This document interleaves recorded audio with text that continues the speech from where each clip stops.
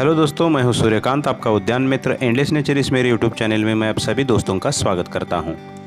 इस वीडियो में आज हम फिलोडेंड्रन की एक वैरायटी फिलोडेंड्रन सेलम के बारे में कुछ नई बातें जानने की कोशिश करेंगे। दोस्तों, वैसे देखा जाए तो फिलोडेंड्रन प्रजाति की मल्टीपल किस्में हैं, जिसमें ओरिजिनल और कुछ वेरीगेटेड किस्में आती है। यह फिलोडेंड्रन का हमेशा परमानेंट ग्रीनरी मेंटेन करने वाला पॉपुलर इंडोर हाउस प्लांट है।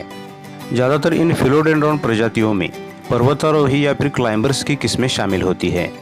इनफैक्ट यह फिलोडेंड्रन शब्द कुछ इस तरह डिवाइड होता है कि जैसे ग्रीक भाषा में फिलो का अर्थ होता है प्रेम या स्नेह और डेंड्रॉन का अर्थ होता है पेड़ या वृक्ष।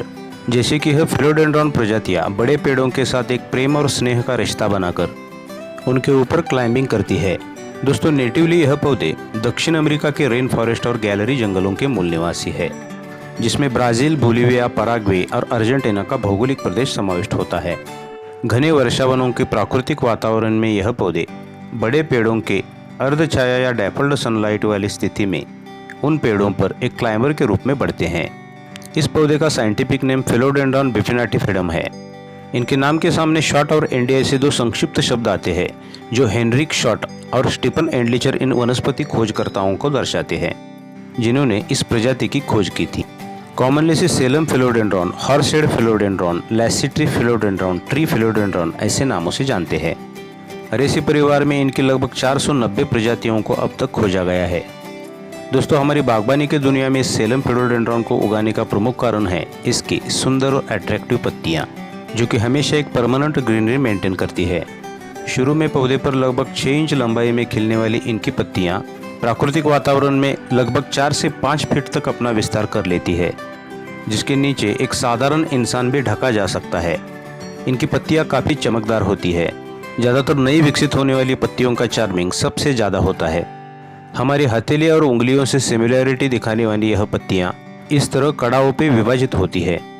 इन पत्तियों की भौतिक बनावट एक घोड़े के सिर जैसी दिखती है, इसलिए कॉमनली इसे हॉर्सहेड फिलोडेंड्रन भी कहते हैं।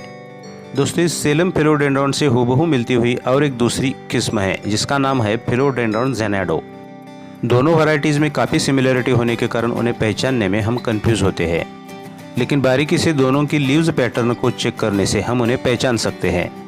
सेलम के विपरीत ज़ेनाडो की पत्तियाँ कड़ाओं की तरफ इस तरह नुकीली होती है और ज़ेनाडो की पत्तियाँ लगभग 1 से 1.5 फीट लंबाई में बढ़ती है। इसके विपरीत इस सेलम की पत्तियाँ पूर्ण परिपक्व आकार में 4 से 5 फीट तक बढ़ती है। फिलोडेंड्रन ज़ेनाडो 4 से 5 फीट तक हाइट में बढ़ता है। उसके विपरीत यह फिलोडेंड्रन सेलोम का पौधा प्राकृतिक वातावरण में लगभग 15 फीट तक हाइट में बढ़ता है, लेकिन इस फिलोडेंड्रन सेलोम को इतनी ऊंचाई पाने के लिए लगभग 10 से 12 साल तक का समय लग सकता है।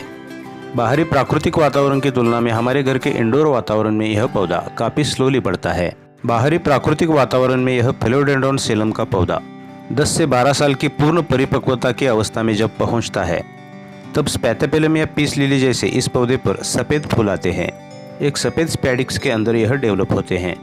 ज़्यादातर हमारे घर के इंडोर वातावरण के बजाय बाहरी वातावरण में ही इस पौधे पर यह पुष्पक्रम दिखाई देता है, जिसे तकरीबन 10 से 15 साल लगते हैं। ज़्यादातर इंडोर वातावरण में इस पर फ्लावरिंग ना के बराबर ही होती है। दोस्तों, इस फिलोडेंड्रन सेलम की सनलाइट नीड के बारे में देखा जाए तो यह पौधे गैलरी जंगलों के मूल निवासी होने के कारण वहाँ डैपल्ड सनलाइट की स्थिति में पनपते हैं। बड़े पेड़ों के नीचे अर्धछाया वाली स्थिति में यह उन पर क्लाइंबिंग करते पाए जाते हैं।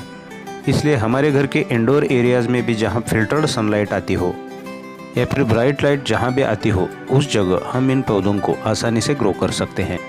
यह पौधे सुबह और शाम की डायरेक्ट सनलाइट में अपना अच्छा विकास करते हैं, लेकिन दोपहर की झुलसाने वाली तेज़ गर्मी इनकी पत्तियों को बर्न कर देंगी, क्योंकि कुदरती रूप से यह पौधे कड़ी धूप में सर्वाइव करने के लिए नहीं बने हैं। इस सेलम फिलोडेंड्रन को हम हमारे घर के इंडोर वातावरण में चारों ओर आसानी से ग्रो कर सकते हैं। बस वह जगह ब्राइट लाइट वाली या फिर फिल्टर्ड सनलाइट वाली होनी चाहिए।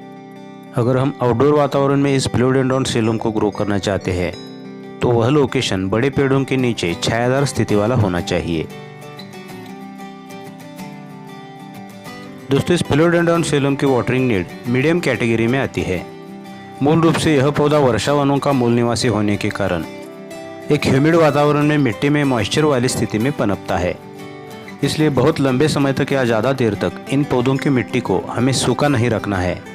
इनके कंटेनरों या गमलों की या फिर सीधे ज़मीन में लगाए गए पौधों की टॉप सॉइल सूखने के बाद हमें इनको पानी देना चाहिए। वातावरण और ऋतु प्रणाली अनुसार आवश्यकता अनुसार हफ्ते में कम से कम एक बार इस पौधे को वाटरिंग हमें करनी चाहिए। इनफैक्ट वातावरण प्रणाली अनुसार सर्दियों में यह अवधि हफ्ते से ज़्यादा भी हो सकती है और तेज़ गर्मियों के दिनों में हफ्ते से कम भी हो सकती है।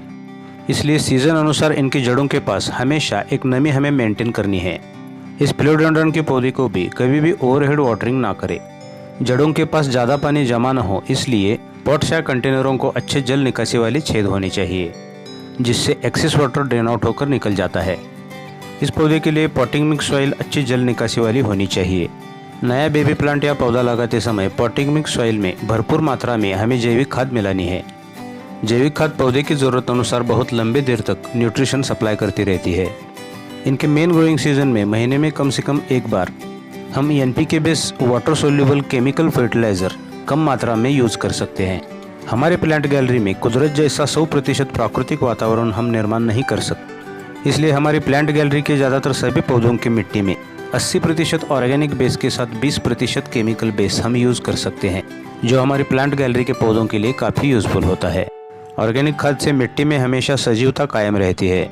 ऑर्गेनिक बेस के अलावा सिर्फ केमिकल एक्टिविटी से कोई भी पौधा अपनी अच्छी ग्रोथ नहीं कर पाता। दोस्तों, इस फिलोडेंड्रन सेलम पौधे के एरियल रूट्स होते हैं। प्राकृतिक वातावरण में कभी कभी इनके फूलों के बीजों द्वारा इसका प्रोपेगेशन ज़मीन के बजाय हवा में किसी बड़े पेड़ के ब्रांच पर होता है, तो उतनी ऊंचाई से भी यह पौधा अपनी मजबूत जड़ें ज़मीन की तरफ भेज देता है और इसकी जड़ें ज़मीन में स्थित पानी और न्यूट्रिशन को एब्सॉर्ब करती है। इन पौधों की स्टेम या रूट्स की नोड से हम इनका प्रोपेगेशन कर सकते हैं। दोस्तों, इन जनरल इस पौधे पर किसी कीट का प्रभाव ज़्यादातर नहीं दिखाई देता, लेकिन एक रूटीन के अनुसार मंथ में एक आध बार हम इस पर नीम ऑयल या फिर देसी गाय के गौमूत्र का स्प्रे कर सकते हैं। दोस्तों, हमारे घर के इंडोर वातावरण में इस पौधे को ग्रो करने के लिए थोड़े बड़े साइज़ के कंटेनरों का उपयोग करना होगा, क्योंकि हमारे घर के एरियाज़ में किसी भी कोने को एक जंगल जैसा रूप अगर हम देना चाहते हैं तो 8 से 10 फीट तक बढ़ने वाला यह पौधा हूबहू एक जंगल का माहौल क्रिएट करेगा और बहुत लंबे समय तक हमारी प्लांट गैलरी में बना रहेगा। हमारे घर को एक जंगल जैसी फील देने के साथ यह पौधा हवा को शुद्ध करने का महत्वपूर्ण काम करता है, because this philodendron plant comes in air purifier category. यह पौधा घर के और बाहरी वातावरण से आने वाले दूषित हवा को एब्सॉर्ब कर लेता है। दोस्तों, इस पौधे के एयर प्यूरिफायर और लैंडस्केपिंग प्रेजेंटेशन के साथ यह पौधा हमारे लिए और हमारे पालतू जानवरों के लिए थोड़ा विषाक्त है, क्योंकि इनकी पत्तियों में कैल्शियम ऑक्सलेट क्रिस्टल पाया जाता है। इसके सैप के संपर्क में आने से त्वचा में स्किन इरेशन और ओरली कनेक्शन या फिर निगलने पर यह विषैला साबित हो सकता है। दोस्तों, इस पौधे के हवा को शुद्ध करने वाले गुण के साथ हमारे घर में एक जंगल के आभा निर्माण करने वाले इसकी प्रेजेंटेशन के लिए इस पौधे को लंदन के रॉयल हार्टिकल्चर सोसाइटी का गार्डन मेरिट पुरस्कार मिला है। दोस्तों, वीडियो अच्छी लगी तो वीडियो को लाइक, शेयर और सब्सक्राइब जरूर कीजिए और पास के बेल आइकन को भी प्रेस कर दीजिए, जिससे आगे आने वाली वीडियोस की नोटिफिकेशंस आपको समय पर मिलती रहेंगी। अच्छा, तो दोस्तों, अगले वीडियो में फिर मिलेंगे एक नया पौधा और उससे जुड़ी जानकारी के साथ। टिल देन, गुड बाय, ओम साई।